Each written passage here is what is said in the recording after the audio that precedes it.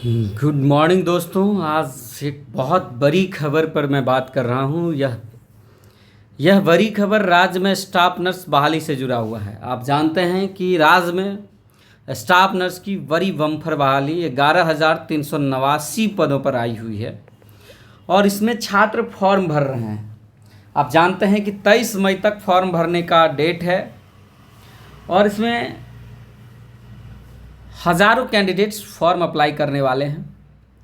हज़ारों ने अप्लाई कर भी दिया है और कई हज़ार अप्लाई करने वाले बाकी भी हैं। एक चीज़ आप सबको जाननी चाहिए कि यह जो बहाली आई इसमें क्या बदलाव हुआ था पुराने नियमावली से, जो इसमें केस वगैरह का नौबत आया। देखिए, पहली बात तो इसमें मैं तमाम इन्हीं विषयों पर बात करूंगा कि INC suitability certificates, INC mandatory होना चाहिए आईएनसी से एफिलिएशन कॉलेजों को, खास करके बिहार से बाहर के कॉलेजों को, और इन्हीं तमाम विषयों पर जो है सो मैं बात करूंगा। आप सबसे रिक्वेस्ट है कि यूट्यूब पर अगर देख रहे हैं तो प्लीज़ सब्सक्राइब कर लीजिए और अपने दोस्तों के साथ शेयर ज़रूर करिएगा। देखिए, मैंने कल ही बताया था कि ऐसा ऐसा है और कल ही हाई कोर्ट ने ही जो है सो ऐसा टिप्पणी किया था ऑनरेबल जस्टिस कि बाहर। अब देखिए, आज के समाचार पत्रों में भी वही खबर आई है।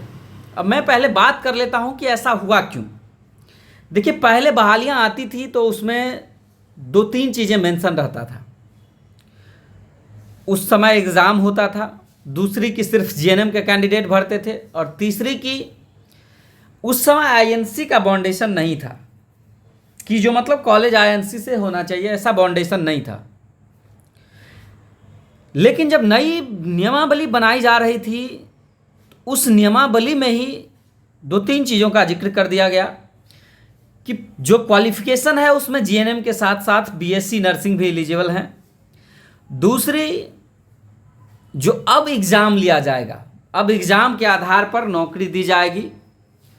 और तीसरी सबसे बड़ी बात कि आईएनसी से मान्यता प्राप्त कैंडिडेट ही या मान्यता प्राप्त कॉलेज के छात्र ही इसमें फॉर्म भरेंगे।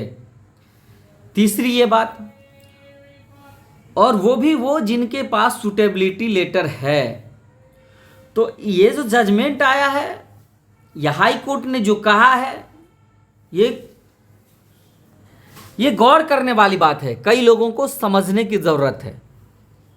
देखिए, राज्य सरकार ने पटना हाई कोर्ट में जब रिट याचिका हुई छात्रों के द्वारा, पटना हाई कोर्ट ने राज्य के बाहर के संस्थानों से जीएनएम कोर्स करने वाले छात्रों को शुक्रवार को बड़ी राहत दी है। कोर्ट ने ऐसे छात्रों को 11,389 स्टाफ नर्स की बहाली के लिए ऑनलाइन आवेदन करने की छूट दी है। हालांकि कोर्ट ने कहा कि केस के अंतिम परिणाम पर आवेदकों का भविष्य निर्भर करेगा। केस के अंतिम परिणाम यानी कि वो फाइनल जजमेंट नहीं है। अभी जो कोर्ट ने कहा है वो फाइनल जजमेंट नहीं है, उन्होंने सिर्फ फॉर्म भरने की छूट दी है। आगे जब सुनवाई होगी और भी हियरिंग होगा और उसमें जो फाइनल जजमेंट आएगा उस पर डिपेंड करता है। देखिए, acting chief justice Ashutosh Kumar और न्याय और जस्टिस पार्थ सारथी की खंडपीठ ने मामले पर सुनवाई की। कोर्ट को बताया गया कि राज्य में 11,389 स्टाफ नर्स की बहाली के लिए बिहार तकनीकी सेवा आयोग ने विज्ञापन संख्या 2325 प्रकाशित किया है। इसमें उम्मीदवारों की जो शैक्षणिक योग्यता है, general nursing and midwifery course में प्रमाण पत्र अनिवार्य है। इसके अलावा बीएससी नर्सिंग, साथ ही राज्य के बाहर के संस्थानों से जीएनएम पास उम्मीदवारों को इंडियन नर्सिंग काउंसिल से जारी सूटेबिलिटी सर्टिफिकेट होना जरूरी है।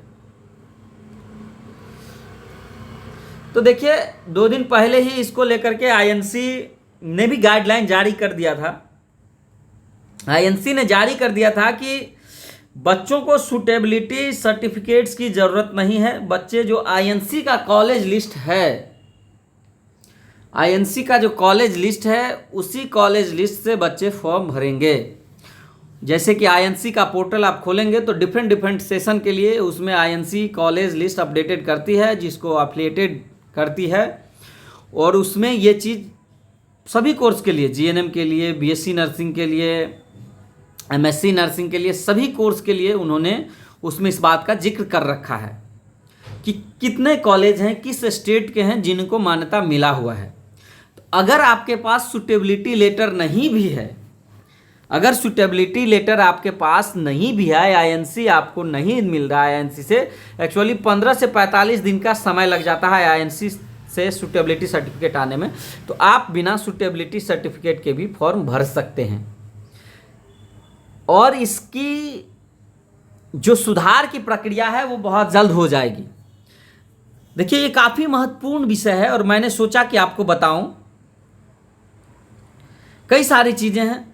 एज कट ऑफ का भी जो है सो बहुत जल्द सॉफ्टवेयर में 1-2 दिन के अंदर सॉफ्टवेयर में बदलाव हो जाएगा, 1/8/25 हो जाएगी। मैं इस पर बाद में वीडियो बनाऊंगा, बाद में आप लोगों को से शेयर करूंगा। लेकिन आज का ये बहुत ही महत्वपूर्ण खबर है, तो मैंने सोचा कि आप सबको बताऊं। कैंडिडेट्स को बिहार नर्सिंग काउंसिल में रजिस्ट्रेशन होना बहुत ज़रूरी है। सभी कैंडिडेट्स को रजिस्ट्रेशन के लिए बीएनआरसी में रजिस्ट्रेशन करा लेना चाहिए और उसके बाद फॉर्म भरना है। सूटेबिलिटी अगर नहीं है तो आईएनसी के साइट से सूटेबिलिटी का लिस्ट दिया हुआ है, उसको आप डाउनलोड कर लें और उस पेज का स्क्रीनशॉट लेकर के अपडेट कर लें, फॉर्म भर लें। बहुत जल्द आपको ये चीज़ें देखने को मिलेगी, कुछ चीज़ें सुधार करने होनी है सॉफ्टवेयर में, बीटीएससी स्टाफ नर्स के सॉफ्टवेयर में, वो भी आपको मिल जाएगा। तो ये काफ़ी चीज़ें हैं, महत्वपूर्ण है। मैंने सोचा कि आप सबको भी बताऊं वीडियो के माध्यम से। बहुत बहुत धन्यवाद साथियों। अगर आप यूट्यूब पर इस वीडियो को देख रहे हैं तो प्लीज़ सब्सक्राइब कर लें। Thank you.